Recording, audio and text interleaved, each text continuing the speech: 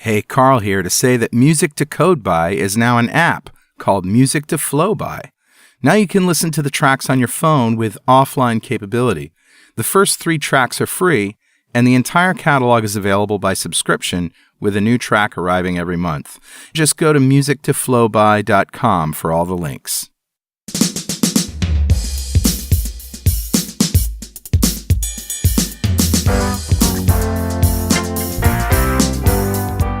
Welcome back to .NET Rocks. This is Carl Franklin. And this is Richard Campbell. Brian Harry is here. We're connected. Microsoft in NYC.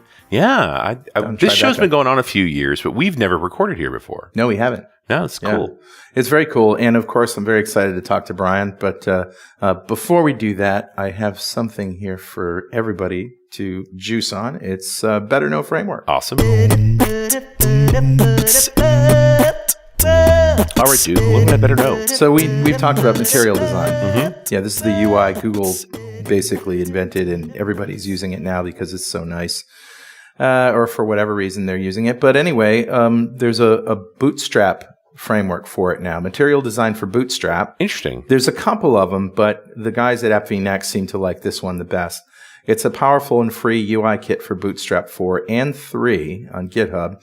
They have 400 plus material UI elements, 600 plus material icons, 74 CSS animations, Sass files, templates, tutorials, and many more.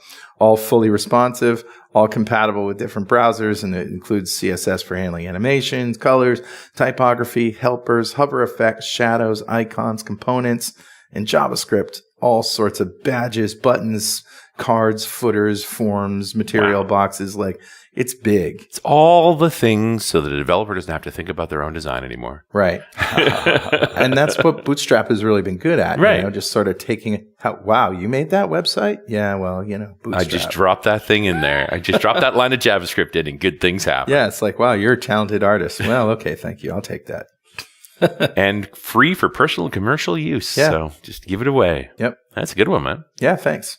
So that's what I'm talking about. Who's talking to us? Grabbed a comment off of show 1491, the one we did with Dan Helm and Rogan Ferguson about building Visual Studio Team System with Visual Studio Team System. It was very meta. It was very meta. And this was one we did at Ignite, which was fun in Orlando. Yeah. I think we were in the West Concourse too. So we basically had to walk to a different time zone to get there. The place is gigantic. That's right. My goodness. That's why I kept saying we were in Atlanta. Because it's kind of a joke, but nobody listening got it. Richard's like, no, we're not in Atlanta. Well, the previous Ignite was in Atlanta, so it's like, are you mixing up Ignites? Yeah. This comment comes from Mark Rusi, who says, some really interesting topics were addressed in the episode, but especially the empowerment of the teams to decide, quote, how to cross the river, unquote, and achieve a given goal. I've often found the outcomes resulting from development and product teams working closely together are way better than either could have imagined on their own. Yeah. So nice open sort of thinking point on that. And Rogan and Dan were really big on this, more important to do the right thing, right? To just go and do something, try and explore using the tools more effectively, make the workflow faster. And Donovan Brown said this in the keynote as well. It's like, don't get caught up asking permission. You own these tools, use these tools, change the workflow, do it, and you can be better at delivering software that way. And certainly when you see a project, the scope of VSTS being done that quickly. And again, in Donovan's piece, he was talking about 50 feature teams working simultaneously,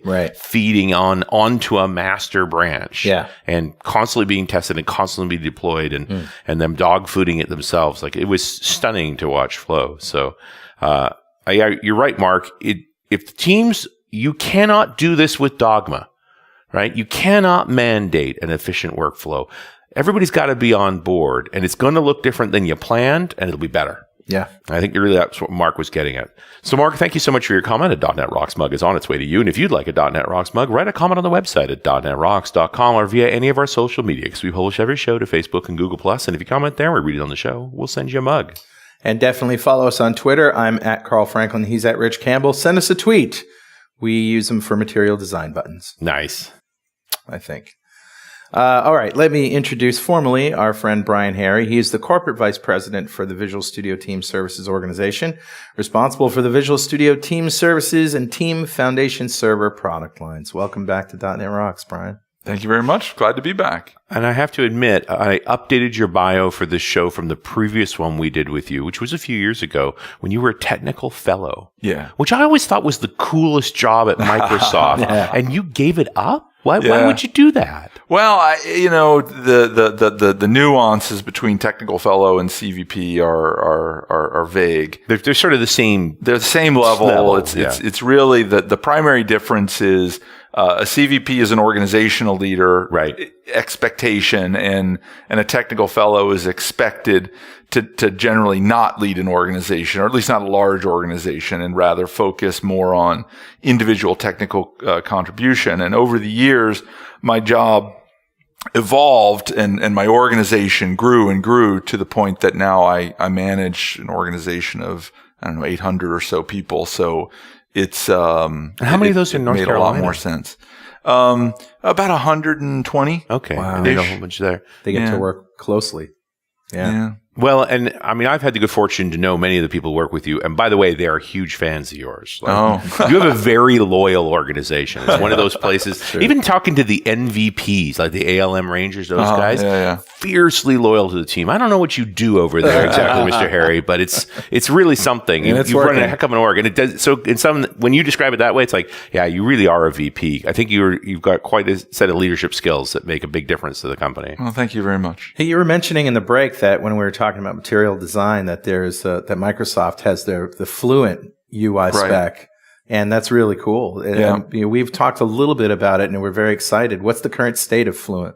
Well, I don't know that I have the most official statement on it, but I think we've been gradually evolving towards Fluent. I think there are elements of Fluent that come from the work we did with the Azure portal and the UX that we did there. There are elements that come out of work that the Windows team has been doing in Windows services, and there's elements that come out of the Office 365 team and the work they've been doing. But it's sort of this gradual congealing process as we work together and sort things out. The spirit of the Fluent design is captured by the Office Fabric framework that that anybody can use. It's open source; anybody can use it. I also like that it's not finished. That they're still building it and they're taking feedback as they build it, which I'm kind of used to with dev orgs inside of Microsoft. I'm not used to that from the Windows and Office teams. But it's been really exciting to watch happen. And it happens to be really beautiful. It is. Really and as it turns out, VSTS and TFS use it. We are, I will say, well, we're some old jQuery stuff. We're a mix of stuff as the app has evolved, but all our new stuff is based on React and Office Fabric. Interesting. Wow, very cool. Okay. And I mean, this has got to be a challenge for you because the roots of VSTS goes all the way back to TFS. Like you've got 15 years or 12 years of code base out there. On our web stuff, not quite that much. On the back end, it's older, but we didn't introduce the web until 2008, I think. Right. So, okay. 9 years. 9 years. It's really cool to see how, everybody's working together now, like in all these communities, like you just mentioned, React is, they took some stuff from them and, everybo's sort of playing nice, when it comes to bringing these things forward. And I think of, VSTS and GitHub, for example. What's the relationship like these days with GitHub? I'd say overall good. I think we're both heavily vested in moving Git forward, advancing the state of the art for developers, and making Git a great version control system for organizations and code bases of all size. So this week or today we announced a partnership with GitHub to drive forward the GVFS work that we started as we move to move Microsoft onto Git. Microsoft has some very large code bases in Windows and Office. Arguably the biggest in the world. That Windows at 300 gigabytes? Yeah, their Git repo is 300 gigabytes, 5.5 million files. Wow. And so it's very large. And in what I call vanilla Git, it just would never work. I mean, some commands would never finish. Others, like even just a basic git status, which is supposed to be instantaneous, would take like 18 minutes. Wow. It's just kind of silly. Didn't you have teams that actually contributed to the Git core libraries to deal with those things? Hundreds and hundreds of commits. Yeah. So Wow. we're now very active committers to Git. We work closely with the community. We partner with GitHub. Getting back I think to it's the whole been fantastic. The whole idea of these things taking a long time. It's not just a matter of making them async, right? Oh, yeah. Because you're still waiting. That's right. Yeah. Yeah, no, this really is about fundamentally changing the performance and scale characteristics of Git.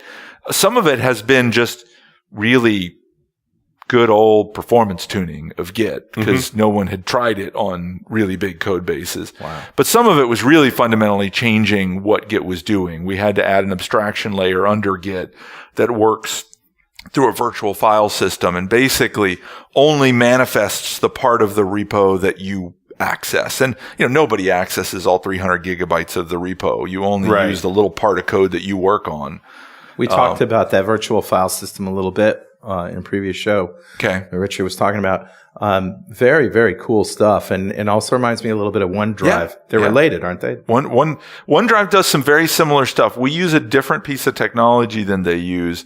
The lowest level actually is a new piece of technology that the Windows team created for doing sort of very intelligent filter drivers on top of Windows. I think, and I don't want to speak for the OneDrive team, I think over time they'll migrate to that same piece of technology because I think it's just going to become a core built-in part of the Windows platform. Yeah. And then we built the Git specific layer on top of that Windows platform support. Yeah, very cool. And it certainly set a higher watermark for anybody thinking about, can I use this repository? Well, if it worked for Windows, it's probably going to work for you. Remember WinFS, the Windows file system that was supposed to have some virtualization things, and then it was just like, oh, wow, this is a bigger problem than we thought. Yeah, well, I think it was that problem was way bigger than virtualization. I wasn't involved with WinFS, and I didn't follow it that closely, but I will say I think it was an incredibly ambitious project. Yeah. I think even Bill used that word to describe all the stuff they want to do back in the day. Longhorn. Yeah. Making an object-oriented operating system. That's right. One of the pillars, so to speak. Yeah. And schematizing the file system, making it object-oriented. It was really a vision of a significant transformation in the way you interact with data on a computer. But it looks like, at least in the virtualization area, this file system, and tell us what it is again, what it's called. So what we call is GVFS, Git Virtual File System. The underlying Windows driver currently is called GVFilt, only because it was created in tandem with us. They'll rename it something else when all's said and done, because it actually has nothing to do with Git. It really is just a NTFS file system virtualization technology. That just happened to be the first way you used it. Yeah, we just happened to be the first ones to consume it. Interesting. Yeah, and just because you absolutely needed to. It was exciting. It's cool. I remember when Visual Studio really got taken on internally to Microsoft, and teams generally migrated to it, but there was exceptions, and one of the exceptions was Windows and Office. And I think SQL Server was the other one. Could be for a while there, and now I guess that process never actually stopped, because now it looks like the more and more everything is being built with your products. Yeah. So, I think that's generally true. There are always small exceptions, and I'm responsible for our internal engineering systems tooling, so I could bore you with exceptions, but I think as a general principle, absolutely, that's right. We believe very firmly in use what we sell what we use. Yeah, no, it's a healthy way to think. And I also appreciate that, again, Microsoft being some of the original software development in the world, built a lot of internal tools that never were ever going to see the light of day. They were just for internal use. And you took on responsibility for some of that? I do, yeah. I now have, I don't own them all, but I am responsible for sort of coordinating the broader ecosystem of our engineering tools. As a whole. So that said, I thought the VSTS job was an interesting job. Because you gotta be in some nooks and crannies there too, right? Yeah, it's an big old company with a lot of software. It is, and some of the some of the code, if you think my code is old, 15 years or whatever, some of the other code bases are even older and much bigger. I mentioned, we did that interview with you at Duke University where I think we led off with Visual Source Save. Okay. Which the audience thought was hilarious. And you answered so elegantly. You're my reference point for what's great about a tech fellow. Okay. Is you just explained it. You just walked through, hey, we did a lot with source control. It was the first GUI, it was transformative. So, you've sort of been on the line with that all along.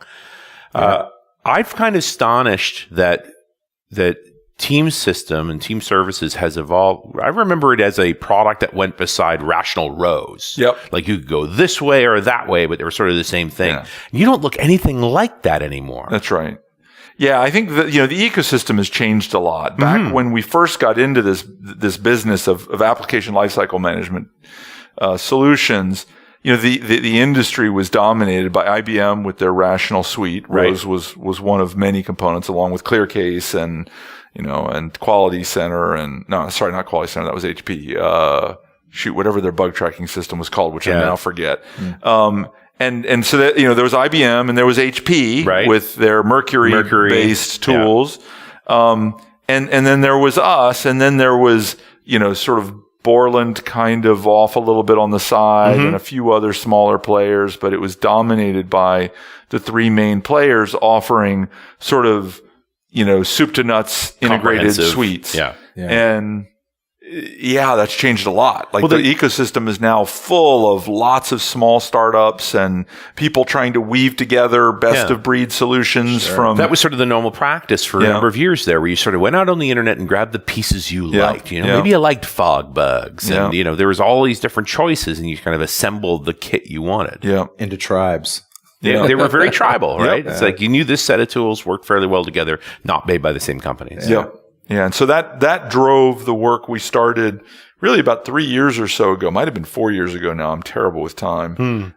Where we sort of opened up TFS as a platform, TFS and VSTS as a platform, created a marketplace and started down the journey of having, I don't even know how many we have now. It's got to be 550 or more integrations with just about anything you can think of. So whatever you want to use. Chef or Jenkins or, you name it. You can integrate with just about anything. Yeah. And so whatever you like, you can use it. I mean, the source repository seems to be GitHub these days for a lot of places, or certainly for Git open source. The hood. Certainly for the open source. Yeah. Git as the underlying version control technology is increasingly common. Right. GitHub, certainly for open source, it's the place to go. I think there's a much more healthy competition among a number of vendors, us and GitLab and GitHub and Atlassian and, to sort of own or not own, but rather provide the commercial, solution. And, we still have a lot of Team Foundation version control customers. A lot. In fact, I'm just trying to think. Our Git customer base has been growing faster than our Team Foundation version control. Team Foundation version controls are centralized version controls. And there's certain organizations that are happier that way. That's the way they want to work. And, I think our Git customer base still has not passed our Team Foundation our Team Foundation version control customer base. So there's a lot of them who like it, happy, works. But Git is very popular and is growing very fast. My appreciation for team services came from me leading developers because it gave me a way to figure out if the developer was happy or not, or productive or not, without interrupting them. Okay. And a line I used, which got quoted back to me the other day on Twitter, was you can't keep pulling up the flowers to see how the roots are growing. Like every time you interrupt a developer, you affect their performance. Right. And so it was the first console I really got my head around where I'm watching people's check-ins. It's like, if a dev hasn't checked in 2 days, do you think on day 3 you're going to have the greatest check-in known to man? I'm betting no. Yeah. So somewhere around that second day is when you sort of poke your head and say, hey, how's it going? Wow, is that a keyboard imprint on your forehead? It's like instrumenting the team. Yeah. That's what you think of it as. Being able to see that. Is that the normal use? Like, do you see that as a strength of VSTS? It is a strength. It is a component. I mean, I want to be careful because I don't believe in sort of a big brother world where people are always watching other people, and you could take it that direction, and that's not how we take it. I do think giving developers tools to analyze their own productivity and giving teams the ability to analyze the team's productivity are super valuable. Sure. And we do that, and we try to do that. I think there's a friend of mine says sunshine is the greatest disinfectant. Yes. So having transparency and openness and having all the data available so everybody can see it tends to clear up issues before they happen. So big fan of all that stuff, but I'm not. I always warn people. I get people who come to me and say, "Hey, we need to measure developer productivity. What metrics do you use?" Right. And I was like, well, be careful what you measure, because you might not get what you want. Well, as soon as you put measurement requirements on that, you will get more of that. You sure you want more of that? That's right. That's what you want. Hey, guys, just hold it right there while we take a minute for a word from our sponsor. Hey, Rockheads, this is Carl. Have you tried JetBrains Rider? It's a new cross-platform .NET IDE that's light yet powerful and comes from the makers of ReSharper, IntelliJ, IDEA, and WebStorm. You can write .NET code on Windows, Mac, or Linux. Rider has you covered. Rider helps you develop ASP.NET, .NET Core, .NET Framework, Xamarin, and Unity applications. Most languages used in .NET development are supported, from C#, VB.NET, F#, and XAML to ASP.NET Razor syntax, JavaScript, TypeScript, and all that other front-end stuff. It comes with navigation, thousands of code inspections, refactorings, unit testing, debugging, rich coding assistance, and more advanced IDE features, powered by proven technology from ReSharper and WebStorm. Download Rider now and take it for a 30-day trial at rider.dotnetrocks.com. That's rider.dotnetrocks.com. And we're back with Brian Harry, .NET Rocks, Carl Franklin, Richard Campbell here at Microsoft Connect in New York City. We're talking about VSTS. We're talking about Git, GitHub, and all things related. So what do you want to measure from a developer? Delivery of features? Like, what's the healthy measurement? So you measure all kinds of things. And the thing I always tell people is there is no measurement that is the answer to almost any question. Yeah. Well, all we know for sure is it's not matters. K-locks, right? Like, we know that it's for sure. definitely not K-locks. It's not bugs, right? Yeah. But you certainly look at all those things. I mean, you look at production incidents, and you look at security issues, and you look at code review data, and you look at all kinds of things. That none of those metrics tell you any given, any an answer to any meaningful question, but they're data to help you form an opinion. Sure. What I do, like the ultimate question when I want to ask, like, are things good or bad? Like, how are things going? Are customers happy? Am I delivering good value to the customer? Right. That's the question. That's a good number. And what metric is that? Is that a count of features? Well, not really, because if the customers don't like the features, or that's they don't not use good. them. Yeah. You have developers so you hook into their Fitbit so you can tell if they're sleeping or not. What we do is we have a practice where every sprint, every feature team creates a sprint mail that documents the customer value they delivered that sprint. And it usually includes a video recording of a demo of what they built that sprint. That's great. But to know they provided value means that after they shipped it, they've measured how it was used. Right. That's right. So that's an incredibly important part of it. And in this sprint mail, one of the things that they do is include usage metrics out of production. So it'll show adoption metrics, we'll show satisfaction data, we'll show a bunch of stuff. And that sprint mail, and I get 45 of them every 3 weeks. I read every one of them.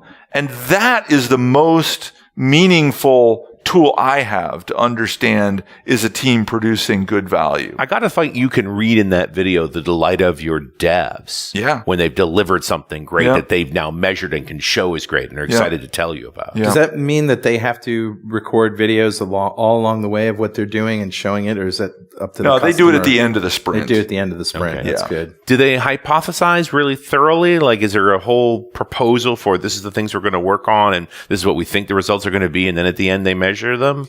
It varies, some more so than others. I think we've experimented with the hypothesis-driven development thing. Some teams have taken to it better than others. I think what we've learned is it's a cool idea and it can be really effective in some circumstances, but it's way harder than it sounds because it turns out getting a good hypothesis and then good data to test that hypothesis that's really tough is actually really hard. So I'd say a couple years ago I was like gung-ho, super excited about it. We started doing it, and then I started looking at some of the hypotheses and going, I'm not sure that's an awesome hypothesis. And I don't mean like good idea, bad idea. I just mean it wasn't a great way to ask the question. Right. Asking good questions turns out to be really tough. That's right. Yeah. How many times will it crash? But I mean, as a guy who did a lot of time in performance tuning, we were pretty good with hypotheses around that because it happens to be something that dimensioned well on that. Right. That we had a metric that said, hey, if we can knock 2 seconds off this load time in an e-commerce site, we think it'll generate additional revenue. And we'd sort of give it a bracket. They were very measurable results. There was the best argument was it actually the speed and improvement that made that money go up, or was it the new feature that got built at the same time? That's the other problem, right? Disentangling the experiments. You've got 45 experiments going on at VSTS at the same time. That's right. They are going to interact. Yes, they are. But I mean, I hope the team gets together and celebrates too. Like, there's got to be good times for all of that when they push out good features. Well, I think, and events like this, Connect, are big celebrations for us because it's the culmination of tons of work. And we're releasing Team Foundation Server 2018. We released the Azure DevOps project stuff, YAML builds, Mac hosted agents. Just tons and tons of stuff. And it's an exciting time for the team. And you can't really synchronize all those releases just to be around Connect per se, right? It's hard. All these things have been worked on for a while. Absolutely. And many of them have been in production for a long time. You just didn't know it. They just weren't visible. So you're big on feature flags then? Yeah. You just keep them to yourselves till it's time. Yeah. I've been testing the Azure DevOps project stuff for the last 2 weeks. Okay. And it's been in production under a feature flag, and I had my little secret URL with the feature flag parameters on it that let me, get into it and try it. And another one is the YAML support for builds. We've got feature teams in my team who that's how their builds work and have for like 2 months. Wow. That's just what they've been using to do their builds, and we've been iterating on it and getting it to the point where we were happy with it. And you turn off the feature flag and then it's available to everybody. Donovan made this point in the keynote today about showing ring 0. It's like, that's us. Right. Yeah. We are the first dog fooders of the product. Right. And I'm really interested to see I think he went all the way out to ring 4. So you clearly have a series of different groups of people that you expose us to. At some point, I guess it crosses outside of the Microsoft wall. Yeah, actually, ring 0 is the only purely Microsoft ring. Oh, okay. Ring 1 is the first customer ring. Okay. But some of those customers are elsewhere in Microsoft as well? Ring 0 is an internal Microsoft scale unit. Right. I don't even know where it's hosted. South Central US, I think. The Ring 1 is the Brazil scale unit.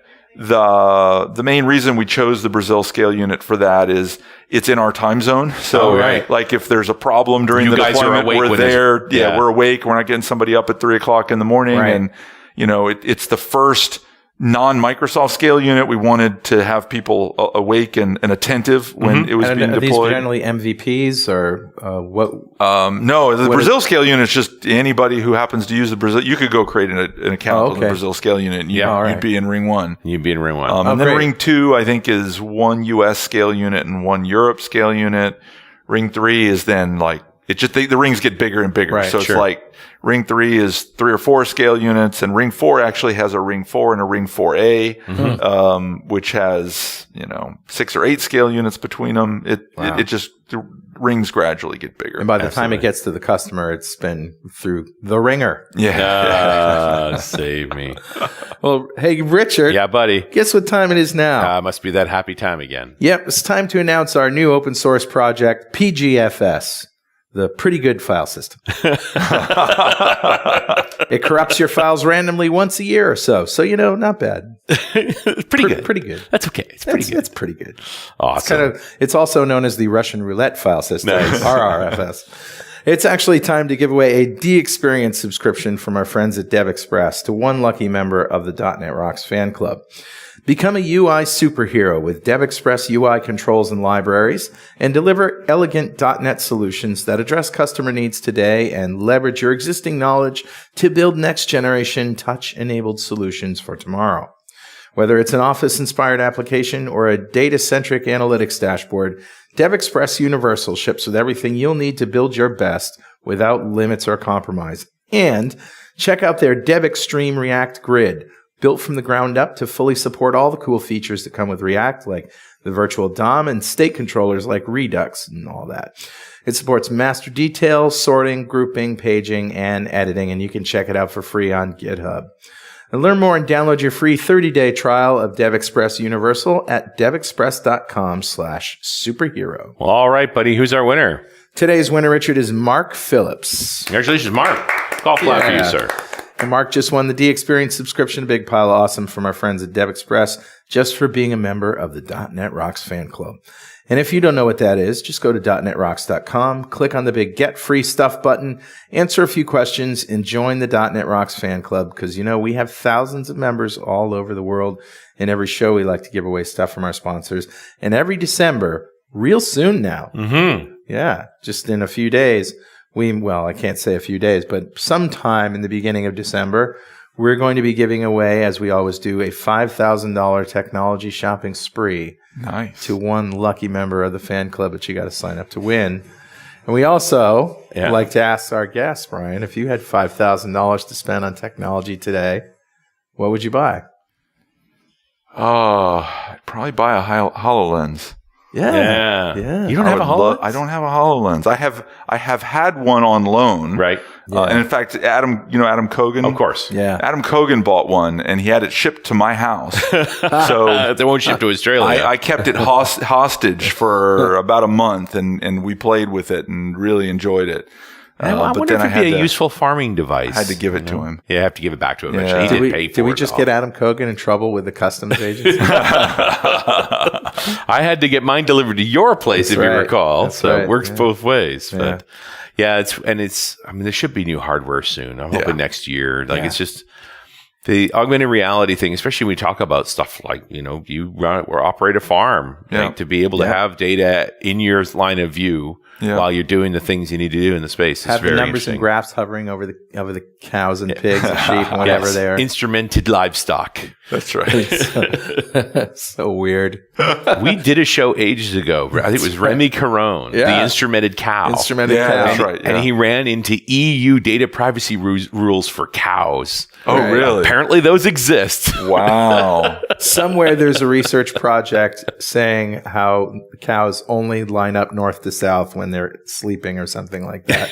I saw something stupid about that, but somewhere there's a research project. I don't know whose research project that is, but I can attest that cows in North Carolina don't do that. Okay. You're sure? I'm sure. That's good. Sure. I also have a HoloLens, and I have a 10-year-old boy neighbor, and I am the coolest effing neighbor in the history of neighbors ever. Because he comes over and he plays, the alien game. The alien game. So the aliens come out of the walls. Yeah. Or even come out of your table. Amazing. That's cool. It needs more software, and it needs another rev. And it does. Augmented reality needs to come true. I'm excited for it. I think it's the only thing that's going to displace the smartphone. Yeah.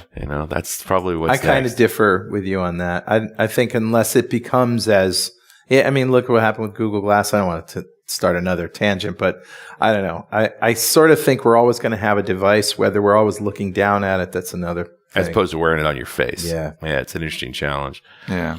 And it also speaks to what software development management is going to look like going forward. I mean, you're clearly driving this. You're certainly in that problem. The DevOps cycle, integrating these new development chains one way or the other. You've certainly battled large scale. Yeah. But it's got to be more coming. Yeah. Yeah. I think, the big push in the industry right now really is just about automating the delivery process, getting it repeatable, getting down to short cycles, And the reality is, as much as we talk about it, the vast majority of customers still aren't there yet. No, I totally agree. That is, and I think there's also the cultural challenge of just not being easy to allow failure, because people just don't believe that they recover quickly. Yeah. Like, it's a failed deploy used to be a catastrophe. Right. Yeah, and totally. These tools now allow us to roll back, right? Or to actually, rather than have to test everything, make sure it's perfect every time, that you can afford to experiment, have a problem, and fix it in realistic amounts there's of time. some very different mindsets that come into play when you really think about adopting DevOps in a big way. Sure. I think that one to me that's the one that goes all the way upstairs. Yeah. Do we have an ability to shine a light on a failure and not have it destroy someone's career in the process? Right. It's like, we understand this. We won't make that same mistake. We're going to do better. Yep. And we can move forward. And I think as I've worked as a consultant in different organizations, you eventually come to a point where it's like, it's the VP. Right. It's the boss. Yep. And he just can't tolerate failures. Right. And so everybody's afraid. Right. How many of these differences can you pin on scale as the problem? Like, things that happen differently, for larger projects than they do for smaller projects. Some of it's scale, although I wouldn't have said scale is the number one. I would have said it's mission criticalness, right? It's how critical is the app to the business. And the more critical the app is, the more risk averse people are. And is that a cost of downtime thing? Yeah, I think part of it's that. It's also just a customer embarrassment problem, right? So you sort of get a black eye when you have problems, and you just have to rethink how you do all those things, and how you do your testing, and how you do your deployments, and how you get customer feedback, and how quickly you're able to patch problems, and all of that is just, you have to, it's really like standing the whole thing on its head and optimizing for just completely different things. Well, and I think the acceleration of testing is where a lot of people struggle. Like, you can build a CI pipeline so you can get that code out somewhere pretty quickly. Yeah. But actually include the testing in that stream. Yep. And I think Donovan showed 65,000 unit tests for VSTS. Wow. Believable. I didn't remember the number, but I believe it. And the only reason I know it is I saw it a couple hours ago. Yeah. But continuous delivery, the fastest way to deliver bugs to production.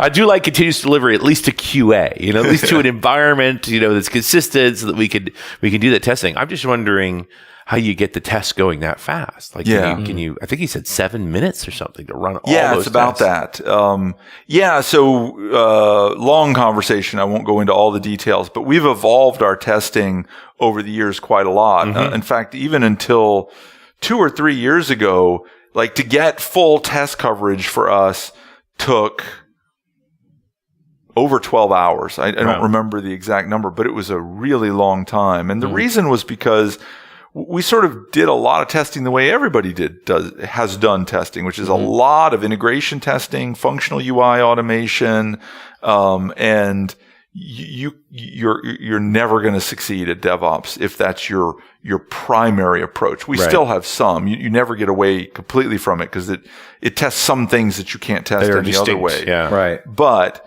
we used to be 90% functional coverage. Right. It's fragile. It's expensive to maintain. It's slow. It ends up with a lot of duplicate coverage across tests. It doesn't isolate stuff very well. That also means that when I need to make a change, when changes break more tests, like, it's just super hard. So we moved over the last 2 years. It was a massive, massive investment for us to basically throw away every test we had written and rewrite new tests, all as in a new infrastructure that I don't want to go into too much detail, but let's call it in a spectrum from pure unit tests of calling directly to a call method. A method, test that method, up to UI automated end-to-end functional tests of a deployed app. And whereas it used to be like 90% on the right functional tests and 10% on the left of unit tests. We now have a graph that's like reversed, where it's 95% kind of in the left-hand side of the graph and only like 5% on the right-hand side of the graph. And those unit tests are very parallelizable. You just light up many instances and run them simultaneously. That's run across a bunch of machines, and it goes crazy fast. Sure. Yeah. They're also just each individual test runs in milliseconds instead of, our functional tests might take 15 seconds because you're waiting for the app to come up and render, and you got tests pushing buttons and, the tests run forever. So it's 15 seconds, 100 milliseconds. Right. Which one's going to go faster? Do you see some kind of consistent ratio there that there's only a handful of tests that really do need to be a sort of Selenium driven or, functional UI driven approach? Yeah, I don't know that I have a formula for a ratio, but it is like you want your users are going to experience the UI. The first time the UI gets walked all the way through should not be with a human. That's right. But it should only be walked through once. That's right. So you want to have some end-to-end experience-based tests, but you don't want to try, you would never use those to sort of test all your corner cases. Right. You just want to test that basically the flow through your UI works. That's okay, right. that makes sense. And then you've got unit tests underneath testing all those edge pieces that those methods actually call properly. That's right. I guess the other element of this is there a slower edge test running in the background that might pick up more unusual cases, but isn't a primary stopper to a continuous delivery process? You could do that. We don't. And the reason is, again, because maintaining those tests is too expensive. Yeah, it just gets brittle after a while. I've definitely been in the case where we did a major .rev on a product and broke every test. Yeah. And you just start over. Do you find that the second time around type tests, in other words, you pull the app up and you go through all the stuff and it works just fine. But then if you pick, say 15 steps, let's say you go back to step 5 and pick it up from there and just change things that, those are kinds of problems that you don't get. Makes sense. Unless they tend to be state-based problems. Once something's, in a particular state, what happens? And, you got to factor that into your unit testing. You need to be able to simulate states in your unit tests and validate that your code behaves properly in all the states. Yeah, it's probably even a bigger problem with spas and things than it is with desktop software. Yeah, makes sense. Certainly. Yeah, I'm certain. Well, we're all so much more web driven these days, and it's just access to the APIs and knowing how things are going to behave, and dealing with all the browser variations, which is a whole other can of worms. Yes. But it just brings it up that writing tests is an art. It is. It takes very skilled people. Yeah. And I totally get how you started out with 90% functional. That speaks to your testing group. Right. That's right. Their instinct was to go to the app. That's right. And so... Well, and also they didn't really have access to the code. And, and the other problem is, this was one of the big changes we made as we moved the responsibility for testing from what was a dedicated testing organization into a combined engineering organization.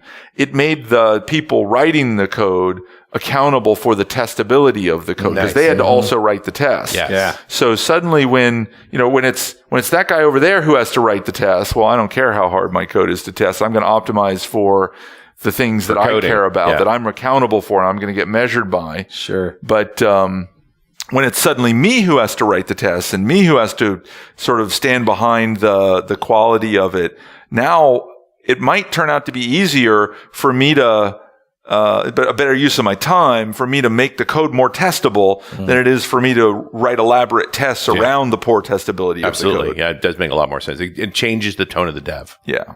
So what's next for you, Brian? What are you working on now that Connect is over and you get some... Well, I think I haven't announced this to the team yet, but I think I'm going to give the team a couple days off because we've had a hard push for Connect. So I think we're going to take a little break, certainly over the Thanksgiving holiday, and I hope everybody gets to spend some time with their families. After we come back, we have a lot more work to do. We have more work to do on the YAML stuff. We've got to extend the YAML stuff into the release pipeline. We've got a bunch more work we're going to do in our version control stuff. I mean, it's never ending. There's so much more for us to do. We're doing a bunch of stuff around social, being able to make your experience more social across your organization to better improve sharing of code across the organization. So you'll see more of that coming up in the next year. Awesome. Lots and lots of good stuff. Awesome. Great. Well, Brian, it's been a pleasure. It's always a pleasure to talk to you, and don't be a stranger. All right. Well, thank you much. All right. We'll see you next time on .NET Rocks.